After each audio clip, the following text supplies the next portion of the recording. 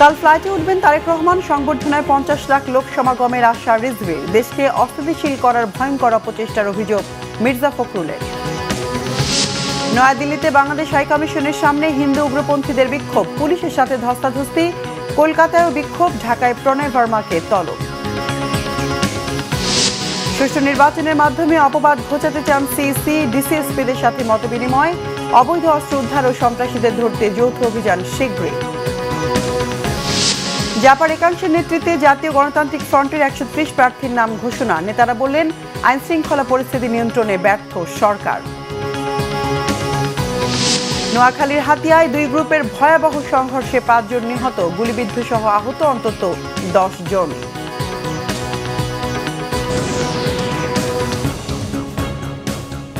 দেখছিলেন ক্রম সিমেন্ট সংবাদ শিরোনাম। এবার বিস্তারিত সংবাদ। দীর্ঘ 17 বছর পর দেশে ফিরছেন বিএনপির ভারপ্রাপ্ত চেয়ারম্যান তারেক রহমান। লন্ডন থেকে সপরিবারে ফ্লাইটে উঠবেন স্থানীয় সময় আগামীকাল সন্ধ্যা 6টায়। বিএনপির আগামী দিনের কাণ্ডারিকে বরণ করতে নেতাকর্মীদের মধ্যে উৎসবের আমেজ। এরই মধ্যে 300 ফিট সংবর্ধনা মঞ্চ এলাকায় সারা দেশ থেকে নেতাকর্মীরা আসতে শুরু করেছে। বিএনপি নেতাকর্মীদের দাবি, 25 ডিসেম্বর ঢাকা জনসমুদ্রের নগরীতে পরিণত হবে। তারেক রহমানের নিরাপত্তায় সরকারের পাশাপাশি দলের পক্ষ থেকেও বাড়তি উদ্যোগ নেওয়া হয়েছে।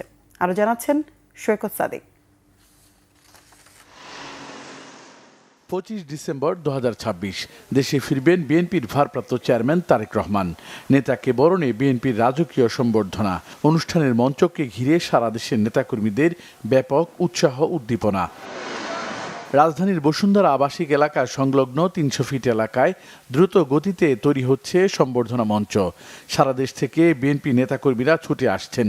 সময় যত গড়াচ্ছে নেতাকর্মীদের ভিড় তত বাড়ছে।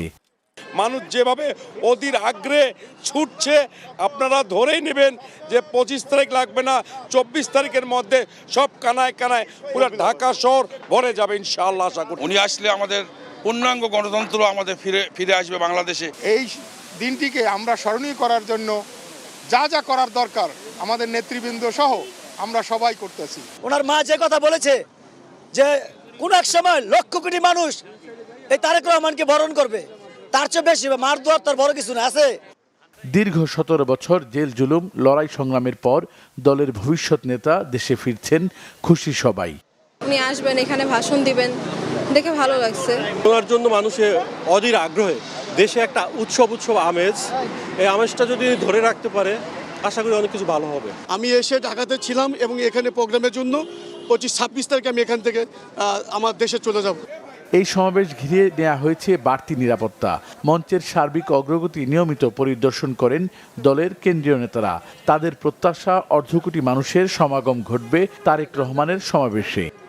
1/2 কোটিরও বেশি মানুষের উপস্থিতি হবে সেদিন ঢাকায় ইনশাআল্লাহ।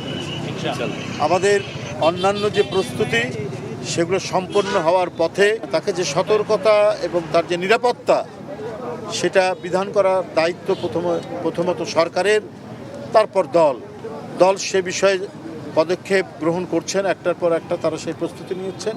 এটা লক্ষ লক্ষ লোক, এটা মানে কোনো সংখ্যা দিয়ে নিরূপণ করা সম্ভব হবে না, কারণ আমরাও বলতে পারবো না যে কত লক্ষ লোক আসবে। এখন বগুড়া থেকে কয় লক্ষ লোক আসবে, রাজশাহী থেকে কয় লক্ষ লোক আসবে, ফেনী থেকে কত আসবে। তারেক রহমানের জন্য তৃণমূল নেতাকর্মীদের বাড়তি আবেগ ও ভালোবাসা। দূর দূরান্ত থেকে ছুটে আসছেন ভিন্ন ভিন্ন সাজে। যেহেতু আমাদের নেতা আসার শুনেই তো আমি এখানে এসেছি। তারেক যাক ভালোবাসি, ওই দলকে ভালোবাসি, এই দলের জন্য ভালোবাসার জন্য আমরা জীবন দিতে রাজি। সৈকত সাদিক, বাংলা ভিশন, ঢাকা। জমিয়তে ওলামা ইসলামকে 4টি আসনে ছাড় দিচ্ছে বিএনপি। এ বিষয়ে সমঝোতার পর জানানো হয়েছে এই আসনগুলোতে প্রার্থী দেবে না বিএনপি। পরে সংবাদ সম্মেলনে বিএনপির মহাসচিব মির্জা ফখরুল ইসলাম আলমগীর অভিযোগ করেছেন, কিছু ব্যক্তি ও গোষ্ঠী ট্রানজিশন পিরিয়ডে দেশকে অস্থিতিশীল করার জন্য ভয়ঙ্করভাবে অপচেষ্টা করছে, যার কারণে শহীদ ওসমান হাদিকে জীবন দিতে হয়েছে। শুভ মাহফুজের রিপোর্ট। মঙ্গলবার সকালে গুলশানে বিএনপি চেয়ারপারসনের কার্যালয়ে বাংলাদেশ জমিয়তে উলামায়ে ইসলামের সাথে রাজনৈতিক সমঝোতা বিষয়ক সংবাদ সম্মেলন করে বিএনপি। এতে নীলফামারী 1, নারায়ণগঞ্জ 4, সিলেট 5 ও ব্রাহ্মণবাড়িয়া 2 আসনে জমিয়তে উলামার সাথে বিএনপির সমঝোতার কথা জানান দলের মহাসচিব মির্জা ফখরুল ইসলাম আলমগীর। দেশের আইনশৃঙ্খলা পরিস্থিতির অবনতির জন্য অন্তর্বর্তীকালীন সরকারকে দায়ী করে তিনি বলেন, নির্বাচনের পরিবেশ তৈরি করতে সরকারকে আরও সচেতন ও কার্যকর ভূমিকা রাখতে হবে। ইতিমধ্যে আপনারা দেখেছেন যে এই ট্রানজিশনাল পিরিয়ডে সরকারের ব্যর্থতার কারণে আইনশৃঙ্খলা পরিস্থিতির যথেষ্ট অবনতি হয়েছে। আমাদের প্রত্যাশা ছিল যে প্রফেসর ইউনূসের যে সরকার, সেই সরকার অন্তত এই কয়েকটা মাস তারা তাদের যোগ্যতার পরিচয় দেবেন এবং এফিসিয়েন্সির সঙ্গে দেশকে পরিচয়। কিন্তু নির্বাচনের যে পরিবেশ তৈরি করা, এই পরিবেশ তৈরি করা যে তাদেরকে আরও সচেতন এবং ইতিবাচক ভূমিকা পালন করা দরকার। এ সময় দলের স্থায়ী কমিটির সদস্য সালাহ উদ্দিন আহমেদ জানান, যেসব আসনে সমঝোতা হয়েছে সেখানে বিএনপির কোনো প্রার্থী থাকবে না। যে সমস্ত আসন তাদের সাথে আমাদের সমঝোতা হয়েছে, ওই আসনে বিএনপির কোনো প্রার্থী থাকবে না। সারা বাংলাদেশে অন্যান্য আসনে ওনাদের কোনো প্রার্থী থাকবে না।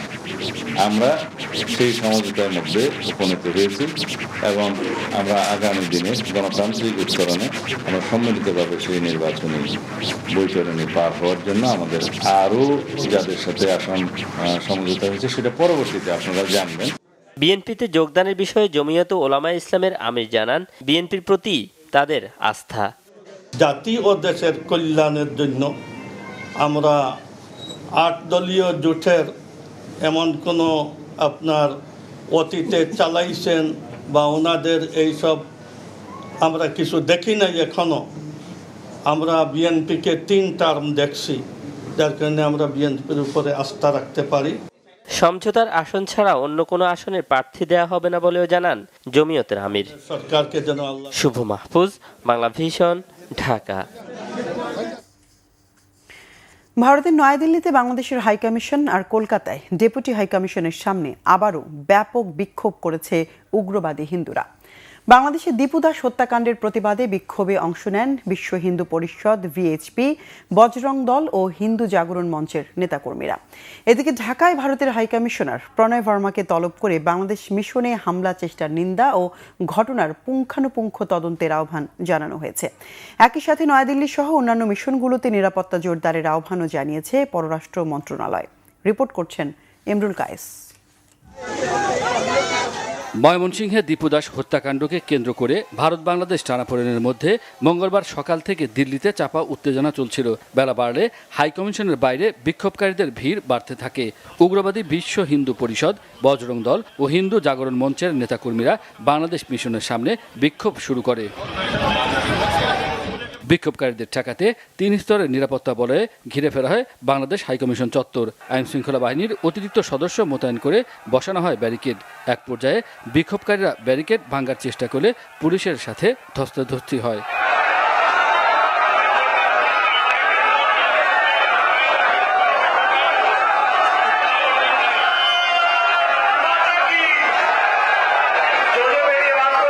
বিক্ষোভকারীরা বাংলাদেশ সরকার এবং প্রধান উপদেষ্টা ডক্টর মোহাম্মদ ইউনূসের বিরুদ্ধে আপত্তিকর স্লোগান দিতে থাকে। এদিকে টানা দ্বিতীয় দিনের মতো কলকাতার পার্ক সার্কাসে বাংলাদেশ ডেপুটি হাইকমিশনের সামনে বিক্ষোভ করেছে হিন্দু জাগরণ মঞ্চ ও বজরং দল। এর আগে দীপু হত্যার প্রতিবাদে শনিবার রাতে নয়াদিল্লির বাংলাদেশ হাইকমিশনের সামনে বিক্ষোভ করে উগ্র হিন্দুত্ববাদীরা। হত্যার হুমকি দেওয়া হয় হাইকমিশনারকে। এর প্রতিবাদে সকালে ঢাকায় নিযুক্ত ভারতের হাইকমিশনার প্রণয় ভার্মাকে তলব করে নিন্দা জানায় পররাষ্ট্র মন্ত্রণালয়। কূটনীতিক ও বাংলাদেশ মিশনের নিরাপত্তায় পদক্ষেপ নেওয়ার আহ্বান জানানো হয়। ঢাকায় নিযুক্ত ভারতের হাইকমিশনারকে তলব করে বাংলাদেশ সরকার আনুষ্ঠানিকভাবে গভীর উদ্বেগ এবং প্রতিবাদ জানিয়েছে। এ সময় ভারতের পক্ষ থেকে বিষয়টি গুরুত্ব সহকারে দেখার প্রতিশ্রুতি দেওয়া হয়েছে। বাংলাদেশ আশা করে এই প্রতিশ্রুতি দ্রুত কার্যকর পদক্ষেপে প্রতিফলিত হবে। গতকাল যেমন প্রতিবাদ হয়েছে, আজকেও তেমন প্রতিবাদ হয়েছে। এটা জেনেই সেই প্রেক্ষিতেই আজকে এই তলবের ঘটনা ঘটে এবং সেখানে গভীর উদ্বেগ প্রকাশ করা হয় এবং তারা আমাদেরকে আশ্বস্ত করেছেন যে এরকম তারা যথাযথ পদক্ষেপ নেবেন। নয়াদিল্লিতে বাংলাদেশ হাইকমিশনারকে হত্যার হুমকির সুষ্ঠু তদন্ত দাবি করে পররাষ্ট্র মন্ত্রণালয়। The government of Bangladesh called upon the government of India to conduct a thorough investigation into the incidents, to take all necessary measures to prevent the recurrence of such act and to ensure safety and security of Bangladesh's diplomatic missions and related facilities in India. The government of Bangladesh expects the government of India to immediately take appropriate steps in accordance with the international and diplomatic obligations to safeguard the dignity and security of diplomatic personnel and establishments.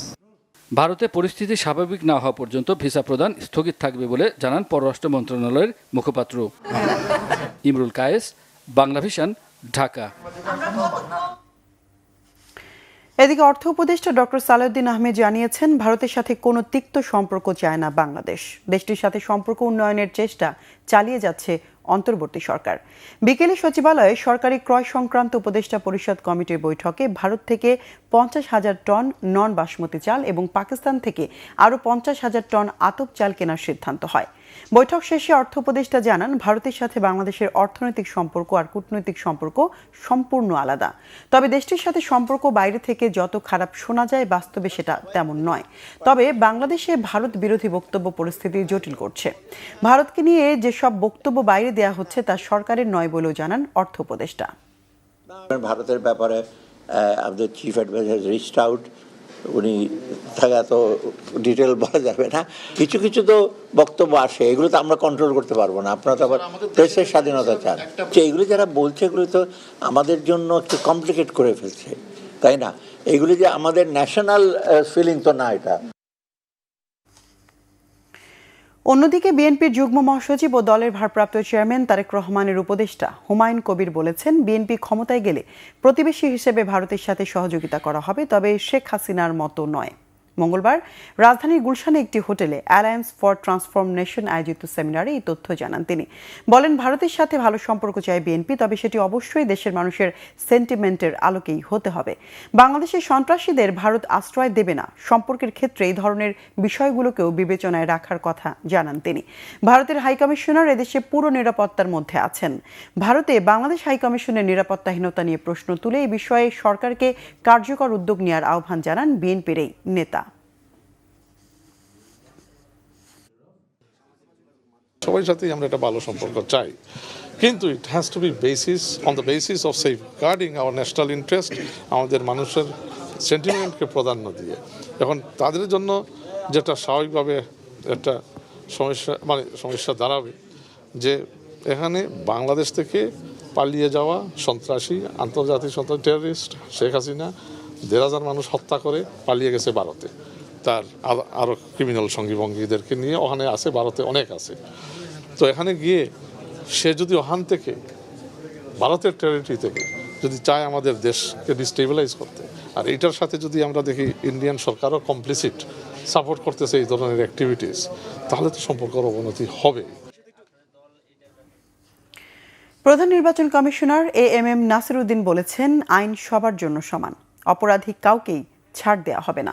একটি সুষ্ঠু নির্বাচনের মাধ্যমে খারাপ নির্বাচনের অপবাদ ঘুচিয়ে দিতে চান বলেও জানালেন। নির্বাচন কমিশনার মোহাম্মদ আনোয়ারুল ইসলাম বলেন, গত 54 বছরের ইতিহাসে এমন নির্বাচন উপহার দিতে হবে যাতে সারা জীবন মানুষ মনে রাখে। অবৈধ অস্ত্র উদ্ধারের পাশাপাশি সন্ত্রাসীদের ধরতে শীঘ্রই যৌথ অভিযান শুরু হবে বলেও জানান নির্বাচন কমিশনাররা। মুহিবুল্লাহ মুহিবের রিপোর্টে বিস্তারিত। গণভোট ও ত্রয়োদশ জাতীয় সংসদ নির্বাচন 2026 উপলক্ষে রিটার্নিং অফিসার ও মাঠ প্রশাসনের কর্মকর্তাদের নির্বাচন ব্যবস্থাপনা বিষয়ক মতবিনিময় সভা অনুষ্ঠিত হয় রাজধানীর আগারগাঁওয়ে নির্বাচন কমিশন ভবনে। সভায় অংশ নেন বিভাগীয় কমিশনার, জেলা প্রশাসক এবং পুলিশ সুপারেরা। এ সময় অবাধ, সুষ্ঠু ও নিরপেক্ষ নির্বাচন অনুষ্ঠানে নিজস্ব মতামত তুলে ধরেন তারা। ঘোষণা করতাম এই মুহূর্তে প্রধান নির্বাচন কমিশনার এএমএম নাসির উদ্দিন বলেন, এক যুগ সন্ধিক্ষণে দাঁড়িয়ে আছে বাংলাদেশ। দায়িত্ব পালনে ব্যর্থ হলে ভবিষ্যৎ প্রজন্মকে জবাব দিতে পারবে না নির্বাচন কমিশন। তাই কোনো রকম ভুল বা অবহেলার সুযোগ নেই। এবার আইনের শাসন কাকে বলে তা দেখিয়ে দিতে ডিসিএসপিদের আহ্বান জানান তিনি। বলা হচ্ছে আমরা নির্বাচন ব্যবস্থাকে ধ্বংস করে দিয়েছি, বলা হচ্ছে আমরা সব যোগসাজশ করে একটা ম্যানেজড ইলেকশন করেছি। এই অপবাদ থেকে আমরা মুক্তি চাই, এই অপবাদ আমরা ঘোচাতে চাই। আমরা প্রমাণ করতে চাই যে আমরা সঠিক সুন্দর নির্বাচন করতে পারি এবং এটা একমাত্র আইনের শাসনের মাধ্যমেই সম্ভব, রুল অব লর মাধ্যমেই সম্ভব।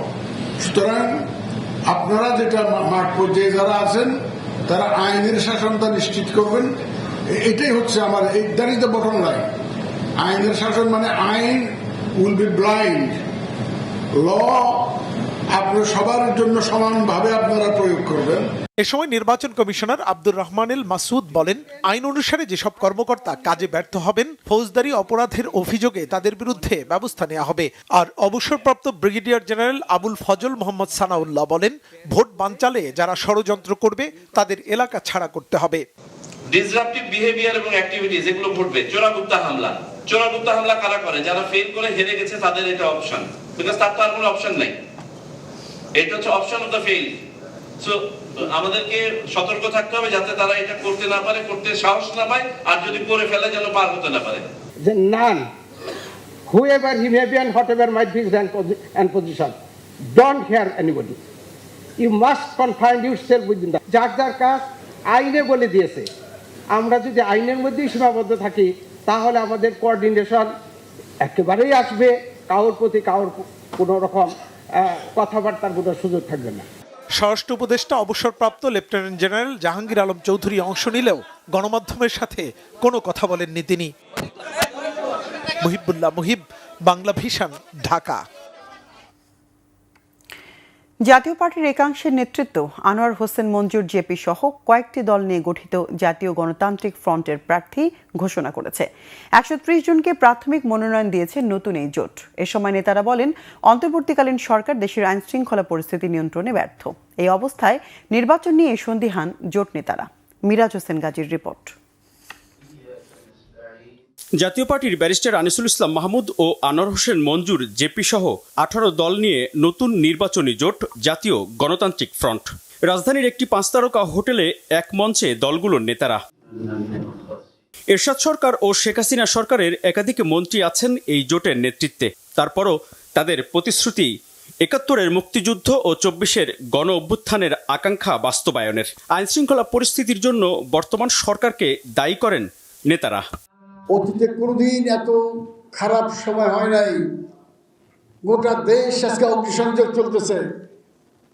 আপনার মতামতের মিল না হলেও, কাউকে পছন্দ না হলেও তার বাড়িতে আগুন লাগাই দেবেন, তার ঘরে আগুন লাগিয়ে দেবেন, পত্রিকা আক্রান্ত করে দেবেন, মব সৃষ্টি করবেন। এইটার জন্য কিন্তু এই বিপ্লব হয় নাই, এই গণঅভ্যুত্থান হয় নাই। একটা সরকার চলে গেছে, আমরা মনে করেছিলাম যে ভালো দিন আসবে, ক্রমিক খারাপ দিন আসছে। সেই তার মধ্যে জাতীয় পার্টি নির্বাচনমুখী দল আসেন, একটা সুষ্ঠু নির্বাচনের ব্যবস্থা করি। কার কাছে নির্বাচন চাবো? এরা কারা? আপনারা চিনেন? আমি তো চিনি না। আপনারা চিনেন? কারা এসা কি কইতেছে? বাস চালাইছে নির্বাচন সুষ্ঠু করার। জোট নেতারা বলেন, অংশগ্রহণমূলক নির্বাচনের জন্য বড় দল হিসেবে বিএনপির দায়িত্ব বেশি।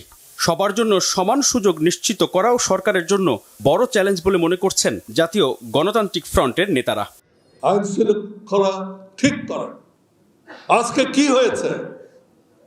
আজকে আইন শৃঙ্খলা ঠিক হয়নি, উন্নতি হয়নি, বরঞ্চ অবনতি হয়েছে। যার জন্য আজকে হাদির মতো একজন দেশপ্রেমিককে তার জীবন দিতে। আজকে হাদি মারা যাওয়ার পরে আমাদের মনের মধ্যে প্রশ্ন ওঠা উচিত যে আমাদের আরেকটি ভাই তার রক্ত দিয়েছে, তার জীবন দিয়েছে, তার বিনিময়ে অন্তত পক্ষে আমরা একটি গ্রহণযোগ্য নির্বাচন করি। ঘোষিত তালিকায় জাতীয় পার্টির 87 জন, আনোয়ার হোসেন মঞ্জুর জেপির 6 জন সহ অন্যান্য দলের মিলিয়ে মোট প্রার্থী সংখ্যা 130। নির্বাচনের মাঠে চমক দেখানোর আশা নতুন জোটের প্রার্থীদের। মিরাজ হোসেন গাজী, বাংলা ভিশন, ঢাকা। জাতীয় অর্থনৈতিক পরিষদের নির্বাহী কমিটি একনেক সভায় ৪৬,৪১৯ কোটি টাকা ব্যয়ে ২২টি প্রকল্প অনুমোদন দেওয়া হয়েছে। প্রধান উপদেষ্টা এবং একনেক চেয়ারম্যান ডক্টর মোহাম্মদ ইউনূসের সভাপতিত্বে পরিকল্পনা কমিশনের এনইসি সম্মেলন কক্ষে অনুষ্ঠিত একনেক সভায় এই অনুমোদন দেওয়া হয়। এর মধ্যে নতুন প্রকল্প ১৪টি, সংশোধিত প্রকল্প ৫টি এবং ৩টি প্রকল্পের মেয়াদ বাড়ানো হয়েছে। ২২টি প্রকল্পের মধ্যে রয়েছে চট্টগ্রাম, কক্সবাজার, দিনাজপুর স্থলবন্দরের সংযোগ সড়ক সহ ও সেতু মন্ত্রণালয়ের ৫টি প্রকল্প। এছাড়া পল্লী উন্নয়ন ও সমবায় মন্ত্রণালয়ের 5টি, কৃষি, ধর্ম ও গৃহায়ন মন্ত্রণালয়ের 1টি করে প্রকল্পের অনুমোদন দেয় একনেক।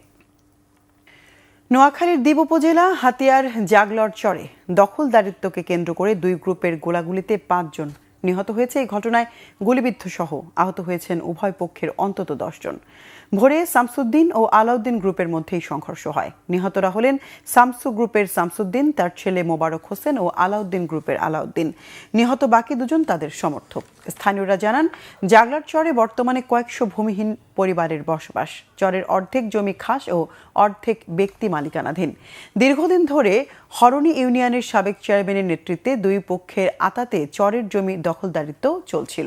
সম্প্রতি বনিবনা না হওয়ায় 2 গ্রুপের মুশফিক ও ফরিদের সমর্থকদের মধ্যে সংঘর্ষ বাধে। সংঘর্ষের এই ঘটনায় আহত 10 জনকে স্থানীয় হাসপাতালে চিকিৎসা দেওয়া হচ্ছে।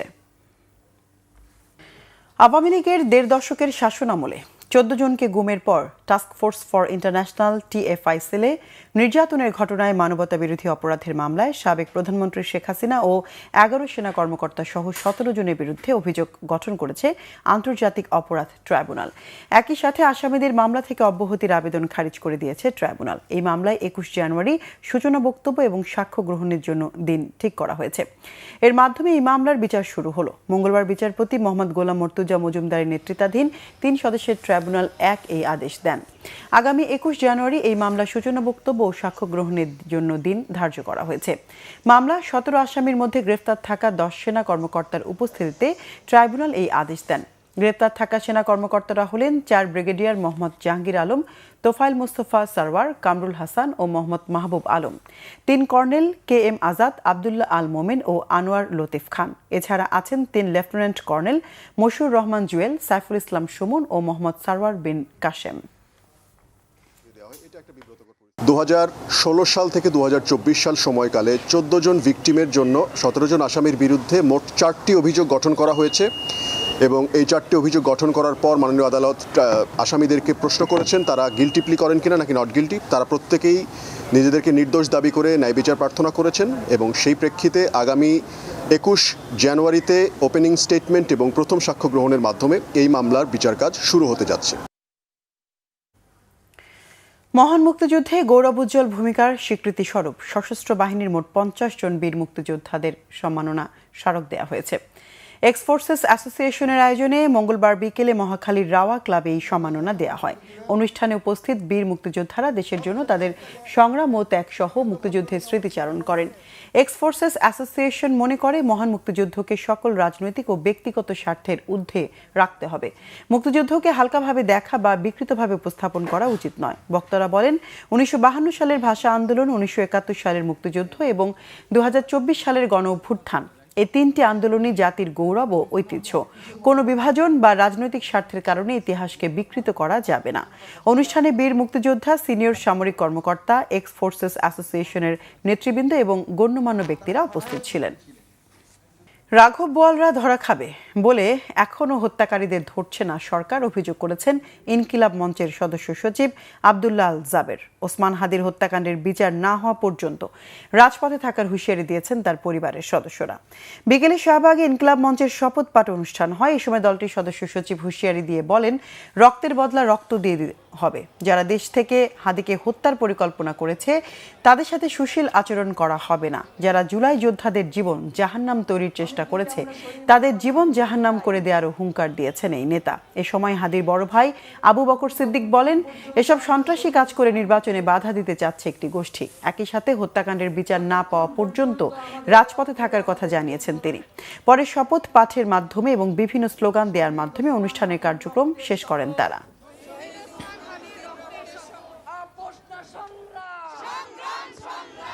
বাংলার জমিনে ইনসাফ কায়েমের জন্য যদি রক্ত দেয়া লাগে আমরা রক্ত দিব, আবার সেই ইনসাফ কায়েমের জন্য যদি রক্ত নিতে হয় আমরা সেই রক্ত নিব। রক্তের বদলা রক্তই হয়, রক্তের বদলা কখনো সুশীলতা হয় না। যারা শহীদ ওসমান হাদিকে কিভাবে হত্যা করা যায় সেই পরিকল্পনা দেশে বসে করেছে, তাদের সাথে আর কোনো সুশীলতা মানাবো না আমরা। আবহমান বাংলা সংস্কৃতি ও মুক্ত চিন্তার উপর সাম্প্রতিক সহিংস আক্রমণের প্রতিবাদে গানে গানে সংহতি সমাবেশ করেছে ছায়ানট। বিকেলে রাজধানী ধানমন্ডিতে ছায়ানট সংস্কৃতি ভবনের সামনে এই সংহতি সমাবেশ হয়। ছায়ানটের উদ্যোগে আয়োজিত এই সমাবেশে সঙ্গীতকে প্রতিবাদ ও সংহতির ভাষা হিসেবে তুলে ধরা হয়। এতে দেশের বিশিষ্ট শিল্পী, সাহিত্যিক, বুদ্ধিজীবী, সাংবাদিক সহ বিভিন্ন শ্রেণী পেশার সংস্কৃতিসেবী ও প্রগতিশীল চিন্তাধারার মানুষ অংশ নেন। সমাবেশে সংগঠনের শিল্পীরা সমবেত কণ্ঠে পরিবেশন করেন বাংলা সংস্কৃতি, মানবতা, অসাম্প্রদায়িক চেতনা ও প্রতিবাদের শক্তিকে ধারণ করা একাধিক কালজয়ী গান। ছায়ানটের সভাপতি সারওয়ার আলী বলেন, বর্তমান পরিস্থিতিতে নিজ নিজ ক্ষেত্রে উপযুক্ত উদ্যোগ গ্রহণ জাতিসত্তা ও সংস্কৃতি সুরক্ষায় সমাজকে সক্রিয় করে তুলবে, নিরাপত্তাহীনতার অবসান ঘটবে, বাঙালি সংস্কৃতির যাত্রাপথ নির্বিঘ্ন হবে বলে প্রত্যাশা ব্যক্ত করা হয়। তারা বিভ্রান্তিকর অপপ্রচার চালিয়ে আবহমান বাংলা সংস্কৃতি চর্চা থেকে আমাদের নিবৃত্ত করতে উদ্যত। এই সকল কর্মকাণ্ড বাঙালি জাতিসত্তা ও সংস্কৃতির উপর আঘাত হানছে। নিরাপত্তাহীনতার অবসান ঘটুক, বাঙালি সংস্কৃতির যাত্রা পথ নির্বিঘ্ন হোক। যুক্তরাষ্ট্রের জাতীয় নিরাপত্তার জন্য গ্রিনল্যান্ড লাগবেই, আবারও জোর দিয়ে মন্তব্য করলেন মার্কিন প্রেসিডেন্ট ডোনাল্ড ট্রাম্প। সোমবার বিবিসির এক প্রশ্নের জবাবে ট্রাম্প বলেন, গ্রিনল্যান্ড পেতে দ্বীপটিতে একজন বিশেষ দূত নিয়োগ দিয়েছেন। ট্রাম্পের মতে এই বিশেষ দূত গ্রিনল্যান্ড সংক্রান্ত উদ্যোগে যুক্তরাষ্ট্রের হয়ে নেতৃত্ব দেবেন। লুইজিয়ানার রিপাবলিকান গভর্নর জেফ ল্যান্ড্রিকে গ্রিনল্যান্ডের জন্য বিশেষ দূত হিসেবে নিয়োগ দেওয়া হয়েছে। এই দূত নিয়োগ দেওয়ার পর ডেনমার্কের সঙ্গে নতুন করে কূটনৈতিক বিরোধে জড়ালেন তিনি। এদিকে ডেনমার্কের আধা স্বায়ত্তশাসিত অঞ্চল গ্রিনল্যান্ডে বিশেষ দূত নিয়োগকে কেন্দ্র করে কোপেনহেগেন ক্ষোভ প্রকাশ করেছে। গ্রিনল্যান্ডের প্রধানমন্ত্রী ইয়েন্স ফেডেরিক বলেছেন, দ্বীপটির ভবিষ্যৎ সেখানকার জনগণই নির্ধারণ করবে। দ্বিতীয় মেয়াদে ক্ষমতায় ফেরার পর থেকে গ্রিনল্যান্ড নিয়ে নিজের পুরনো আগ্রহ নতুন করে জাগিয়ে তুলেছেন মার্কিন প্রেসিডেন্ট ডোনাল্ড ট্রাম্প। ক্রিকেট। আর 3 দিন পরে শুরু হচ্ছে বিপিএল টি-20 মাঠের উত্তাপ। সেই উত্তাপ ও উত্তেজনা আরও বাড়িয়ে তুলতে দলগুলোতে যোগ দিচ্ছেন বিদেশি ক্রিকেটাররা। 26 ডিসেম্বর সিলেটে উদ্বোধনী দিনে মাঠে নামছে স্বাগতিক সিলেট টাইটান্স ও রাজশাহী ওয়ারিয়র্স এবং চট্টগ্রাম রয়্যালস ও নোয়াখালী এক্সপ্রেস। দেশি বিদেশি ক্রিকেটারদের পদচারণায় মুখরিত এখন সিলেট। এবার 6টি ফ্র্যাঞ্চাইজি দলে 53 জন ক্রিকেটার দলভুক্ত হয়েছেন। প্রতিটি দলই এবার বেশি বিদেশি ক্রিকেটারকে দলভুক্ত করেছে, কারণ অস্ট্রেলিয়ার বিগ ব্যাশ টি-20 লিগ চলছে এবং বিপিএল এর সাথে একই দিনে শুরু হবে দক্ষিণ আফ্রিকান টি-20 লিগ। ফলে 3টি ফ্র্যাঞ্চাইজি লিগ একই সময়ে হওয়ায় তাতে দক্ষ বিদেশি ক্রিকেটারের সংকট বড় হয়ে উঠেছে। সেজন্য বিপিএল দলগুলো বেশি বিদেশি ক্রিকেটারকে রেজিস্ট্রেশন করিয়েছে। সিলেট টাইটান্সে ইতিমধ্যেই যোগ দিয়েছেন 2 পাকিস্তানি মোহাম্মদ আমির ও সালমান ইরশাদ। এছাড়া আজই যোগ দিবেন অ্যারন জোন্স ও সিয়াম আইয়ুব। রংপুর রাইডার্সে পাকিস্তানি অলরাউন্ডার খুশদিল শাহ যোগ দিয়েছেন। দলের আরও 3 জন বিদেশি ক্রিকেটার মঙ্গলবারই যোগ দেবেন। রাজশাহী ওয়ারিয়র্সে যোগ দিয়েছেন 5 বিদেশি ক্রিকেটার। তারা হলেন পাকিস্তানি অলরাউন্ডার হোসাইন মোহাম্মদ তালাত, মোহাম্মদ নওয়াজ ও ওপেনার সাহিবজাদা ফারহান। বাকি 2 ক্রিকেটার নেপালের সন্দীপ লামিচানে ও শ্রীলঙ্কান বিনুরা ফার্নান্দো। ঢাকা ক্যাপিটালসেরও 2 বিদেশি cricketer Afghan top order batter Zubaidullah Akbari ও জিয়াউর রহমান শরীফি যোগ দিয়েছেন। বিপিএল এর চট্টগ্রাম বিভাগের 4র্থ দল চট্টগ্রাম রয়্যালস, কিন্তু বিপিএল এর প্রথম আসরে চ্যাম্পিয়ন হতে চায় তারা। দলের মেন্টর তুষার ইমরান জানিয়েছেন, স্থানীয় কালেকশনে বেশ ভালো দলই হয়েছে, বোলিং শক্তিও বেশ ভালো। এখন 4 জন বিদেশি ক্রিকেটার যোগ দিলেই মিডল অর্ডারের শক্তি বৃদ্ধির সাথে দলও ব্যালেন্সড হবে। শ্রীলঙ্কান নিরোশান ডিগভেলা ও আইরিশ দল স্টার্লিংকে না পেলেও দক্ষিণ আফ্রিকান ক্যামেরুন দেলপোর্ট ও পাকিস্তানের আবরার আহমেদ ও কামরান গোলাম এবং শ্রীলঙ্কা থেকে 2 জন ক্রিকেটার 2-1 দিনই দলের সাথে যোগ দেবেন। আমরা 4টা ম্যাচ এখানে যদি 2টা ম্যাচ বের করতে পারি আর কি, 2টা ম্যাচ যদি জিততে পারি, ধরেন অনেক বড় বড় নেম আছে এখানে, রংপুর রাইডার্স, রাজশাহী খুব ভালো একটা টিম তৈরি করেছে, সাথে সিলেটও কিন্তু ভালো টিম তৈরি করেছে। আমার কাছে যেটা মনে হয় যে না, ওই তুলনা থেকে আমরা অতটা স্ট্রং টিম না, যেটা ফ্যাক্ট, বাট আমাদের মাঠে খেলে জিততে হবে। সো যদি ভালো ক্রিকেট খেলতে পারে ক্রিকেটাররা, আমার কাছে মনে হয় যে রেজাল্ট করা সম্ভব, বিকজ টি20 আসলে এনিবডিজ গেম।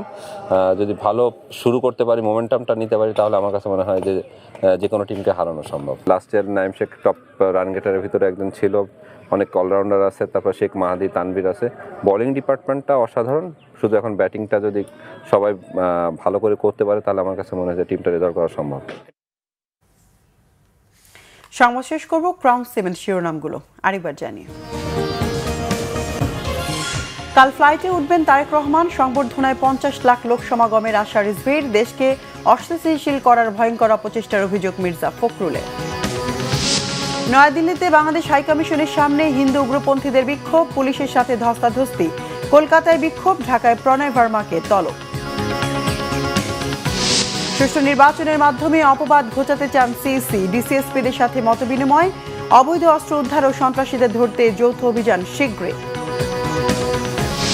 জাপার একাংশের নেতৃত্বে জাতীয় গণতান্ত্রিক ফ্রন্টের 130 প্রার্থীর নাম ঘোষণা। নেতারা বললেন, আইন শৃঙ্খলা পরিস্থিতি নিয়ন্ত্রণে ব্যর্থ সরকার। নোয়াখালীর হাতিয়ায় 2 গ্রুপের ভয়াবহ সংঘর্ষে 5 জন নিহত, গুলিবিদ্ধ সহ আহত অন্তত 10 জন।